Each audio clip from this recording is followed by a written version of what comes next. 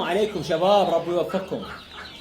ضالين وياكم سلسلة أرباح الدجاج والألف طير. هواي صار لغط عليه الألف طير لاحم. إخوان الألف طير لاحم، واحد يقول لي يراد لك عمال، وواحد يقول لي يراد لك مبردات، وواحد يقول لي يراد لك تهويات، وواحد يقول لي يراد لك أعلاف، وواحد المهم تاليها بالأخير قوموا تبكي. يعني صدق كذب إخوان، ترى ألف قاعد أحكي على ألف.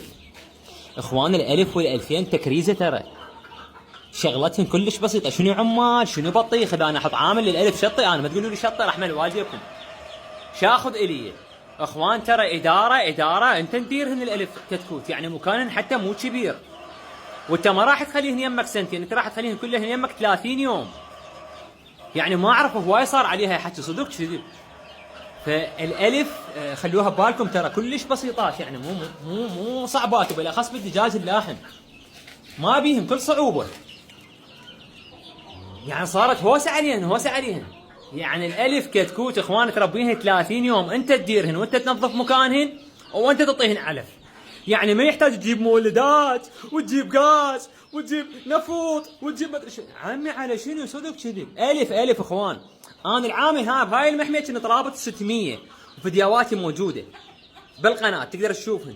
كنت رابط 600 وانا رجال اجي من عملي عود انطيهن اكل وعود اداريهن وكذا، ووحيد يعني العالم كله تدري بي، الله شاهد، بس وحيد انا انظف وانا اتكل وانا انا كله اني، وكلش طبيعي اديرهن والامور طبيعيه.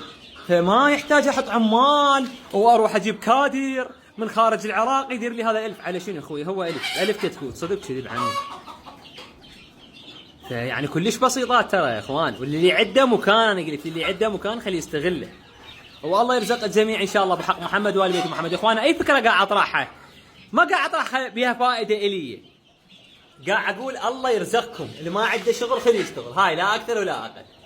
شنو هي؟ قاعد اقولها مثلا، قاعد مثلا قايل لك حبابه عمني حبابه، قاعد اقول لك يا روح انت الك استفاد، الك اللي عنده مكان خليه يستفاد، الله يرزقه ان شاء الله.